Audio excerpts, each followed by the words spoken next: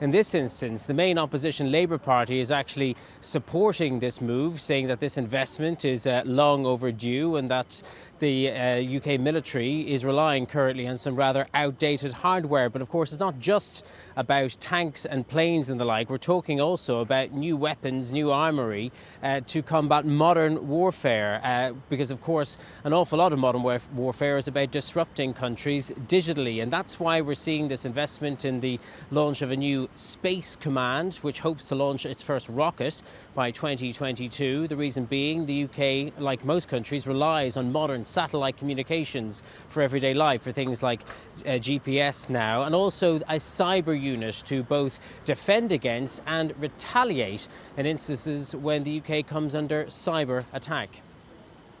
Well, in a move that echoes what's being done across the Atlantic by the United States and their Space Force, well, President Trump, of course, has often criticised his NATO allies for not spending enough. So is it fair to assume that these plans will also please the President-elect Joe Biden?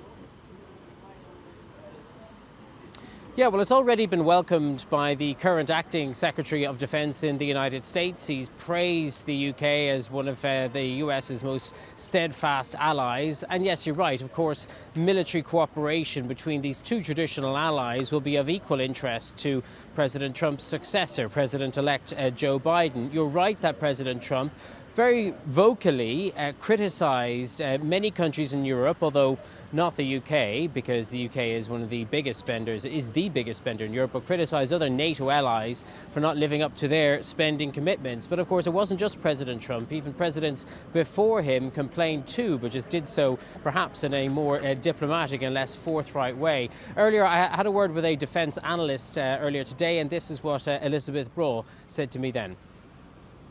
Have for a long time been concerned about lacking European military capabilities. The UK and France were always the best in that area. So the UK will look like a star pupil. So clearly the US will be happy to see the UK setting an example for others to follow, most notably perhaps Germany, which has come under fire from the United States for not spending enough on its defence. Joe Biden has talked about strengthening Western resolve under his leadership, and of course defence will form a big part of that.